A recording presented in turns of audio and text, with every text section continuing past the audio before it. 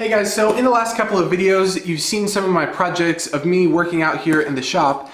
And in the comments of those videos, I've been getting some questions about the tools that I have and also some of the setup things that I have out here. So with that said, in this video, I'm going to be covering basically everything that I have out here in the form of kind of like a shop tour video, if you want to call it like that. And before I get into the specifics on the tools that I have, I first want to cover some of the specifics of the garage out here. So the width of this garage in the long direction is roughly 30 feet. And then in the other direction, we're looking at about 22 feet. Now, this space is actually not completely my shop. I actually have this whole single car garage slot kind of as like a gym slash car spot. It's just kind of like an open space out here. And if you remember from many years back when I first started my YouTube channel, I actually had my workshop kind of on like this first half of the garage, and it's since kind of evolved over to the whole double side of the garage.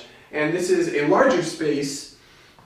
And the other really nice thing about this also is that this actually has more wall space, which is super important in a workshop. And since I moved everything over here, I haven't even had a chance to fill up everything on the walls, but eventually I'll probably put some cabinets or drawers or some other form of storage up there.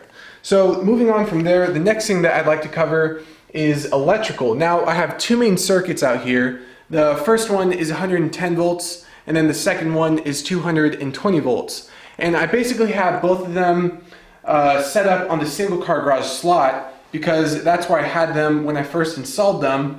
And when I moved all of my tools over here into the larger space, I've since kind of ran extension cords on the ceiling, as you can see, and also on the floor as well. And over the course of time, I'll probably kind of button up the electrical a little bit better. But for now, all the tools are plugged in and it works pretty well. So moving on from there,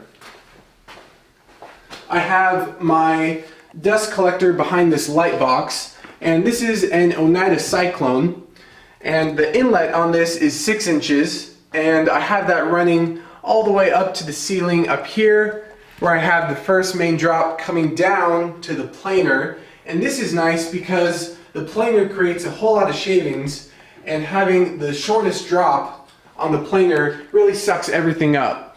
And then the furthest drop I have basically goes all the way over here, makes a 90-degree turn, and drops to both of my bandsaws.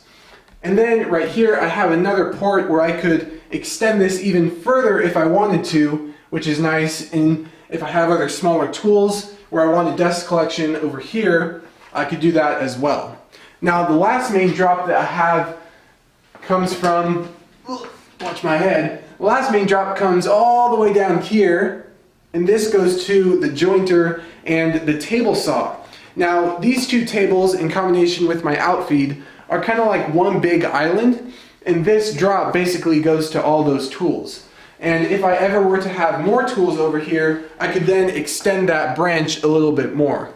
Now the ducting that I have is I think called Nordfab, and up here you can see that they're just made together with clamps. And I've since reorganized this whole dust collection system dozens of times, literally, and it's super nice to be able to unclamp these clips and then move them around. And that's super, super nice. It's, you know, an investment, but it's a good thing to have. And especially because in this workspace, I'm constantly moving around my tools, it's a nice thing to have. So the next thing that I'd like to cover after the dust collection is the lighting. And as you can see from this bright box right here, I actually have several light boxes up here into the garage, and I have 1, 2, 3, 4 of those, one overhead light directly above you, and then also in the other space I have 2 others that are kind of like a daylight setting, I think. And then also up here I have a kind of like a long-term storage for some other construction cases, so I can keep smaller tools in these if I wanted to. I have my clamps set up here. These are my Bessie F-style clamps. I have yet to make a clamp rack for these. I probably will eventually, but as of right now they're really nice and just keeping them up there. So starting on this side with my actual tools, I start with the trash can right here. This I go to at least 5 or 10 minutes, consistently. Behind that I have my plywood storage, and I have several pieces back here right now. This kind of is a long-term thing at the moment. I don't really use a whole lot of plywood in my projects, but when I do, I pull them out from here. I have a nice tool cart here from Craftsman. These have soft close drawers, which are super duper nice. I will not install a set of drawers without soft close ever again. As you can see, I have all of these filled up with a whole lot of tools. And then down below, I have a lot of my power tools, my bits, face masks, those sorts of things. I have my laptop up here as well.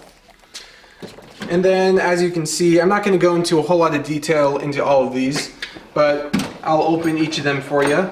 These are all sockets. And these are constantly evolving. I'm always finding new places for tools, but as of right now, this is kind of what this setup here is looking like. And then over here at my main workbench, I have a lot of my hand tools, which are super nice to have right here. And having the workbench open with the tool well where I could put tools there when I'm working is super nice. I have sanding stuff in the second drawer. I have a lot of my router stuff down here. And then down below I have my holdfasts for clamping items down. And also a couple sanders.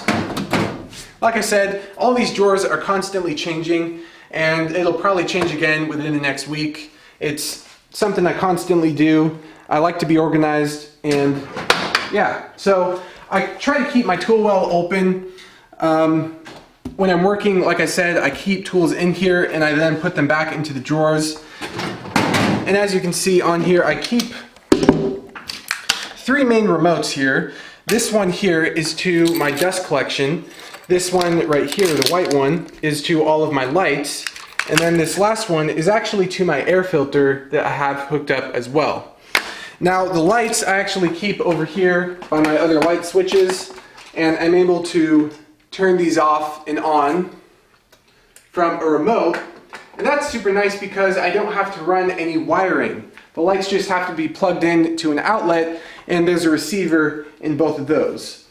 And then the dust collection one I keep on my person just like this, and I can turn it on whenever I'm going from tool to tool. So moving on from there, I have a lot more storage up here. Not going to go into a whole lot of detail. I got drawers, more drawers,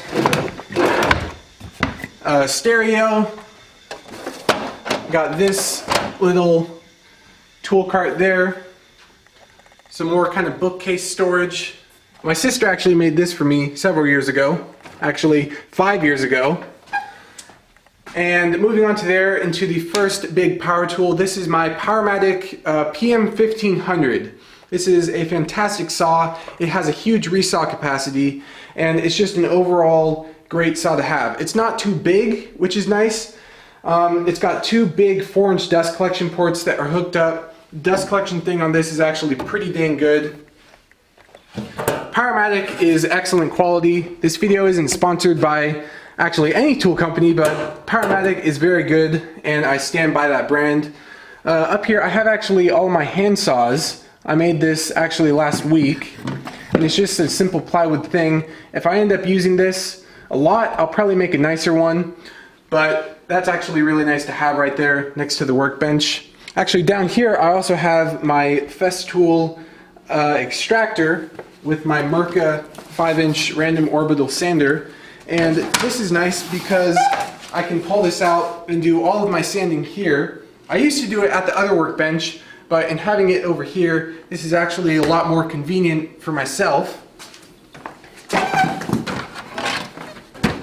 And then moving on from there, I have kind of like a finishing rack with some glue, Windex, sanding stuff, just kind of all of your main chemicals that you would need in a wood shop.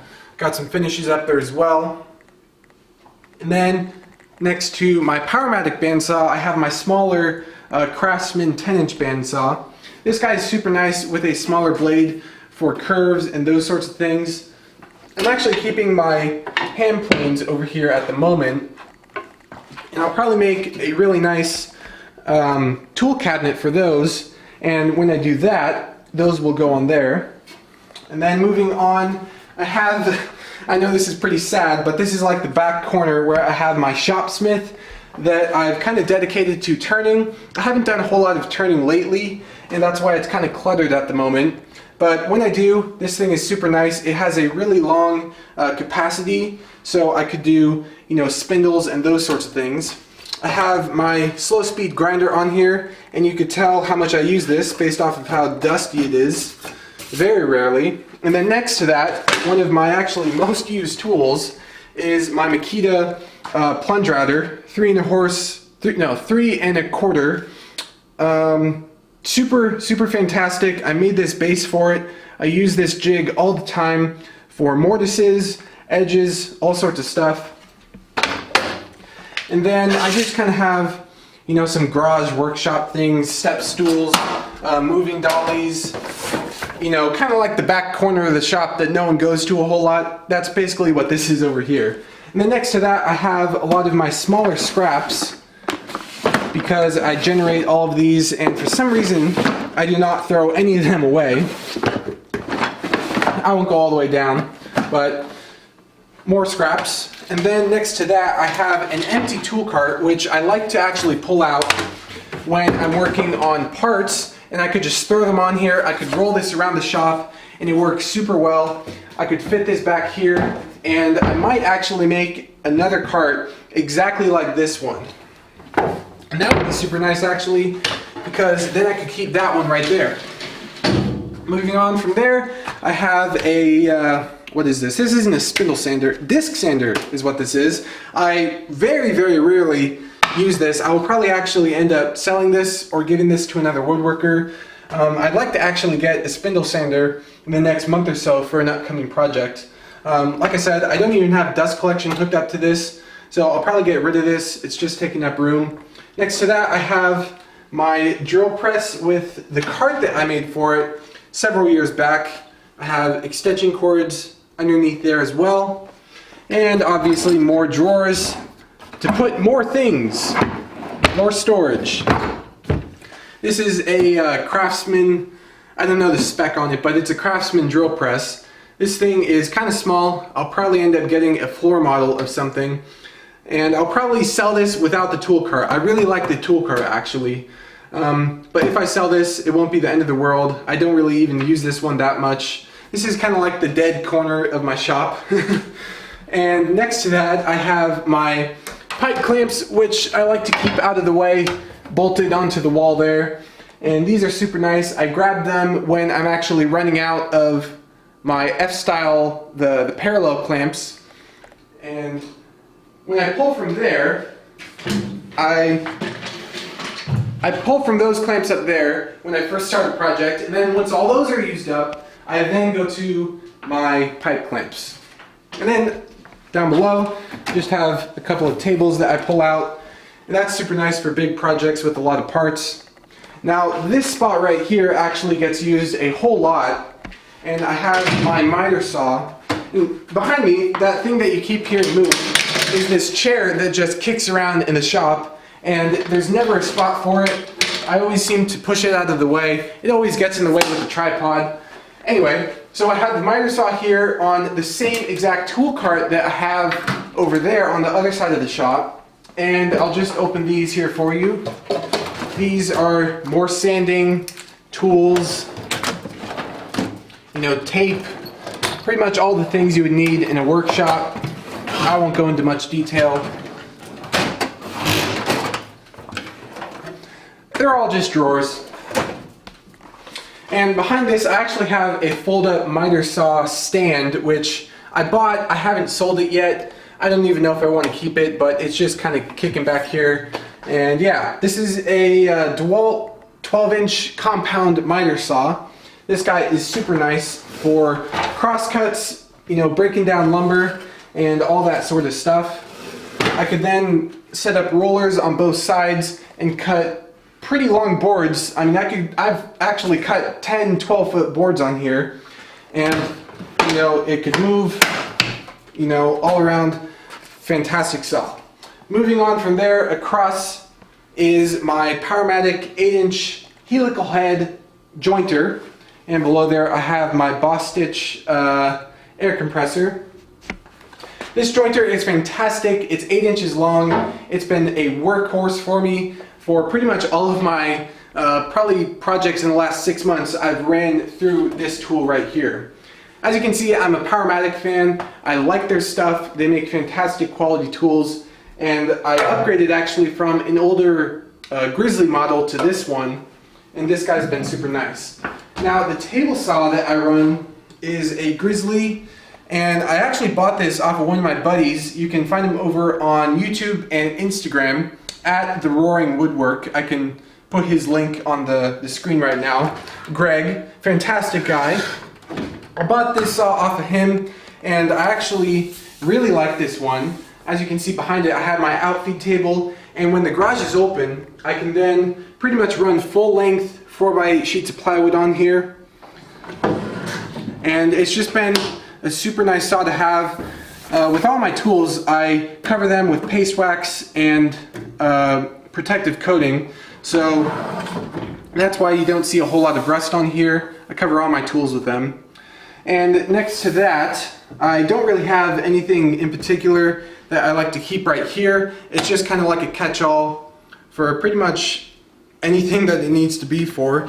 I just have a couple bins, my miter gauge for my saw. Nothing really too extravagant over there. One thing that I missed over here in between the table saw and the jointer is a scrap bin, which is actually full at the moment.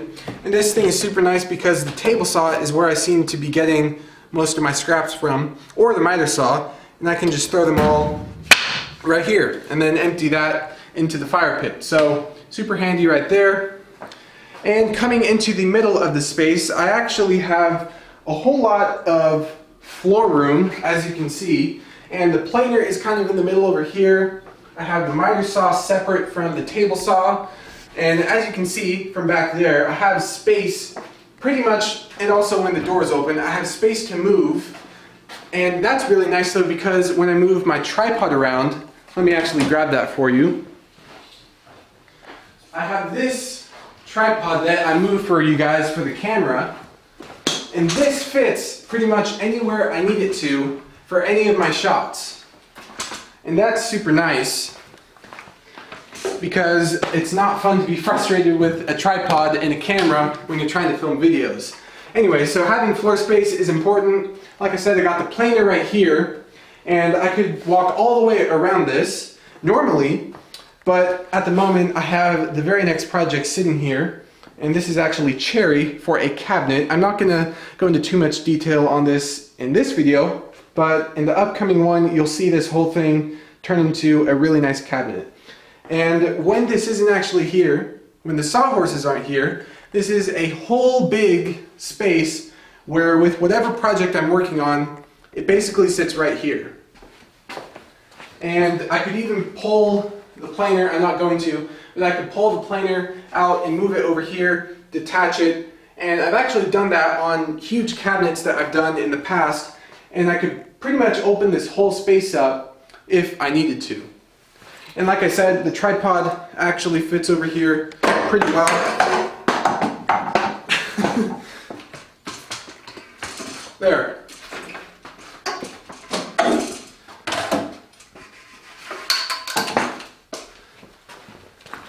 Get that out of the way.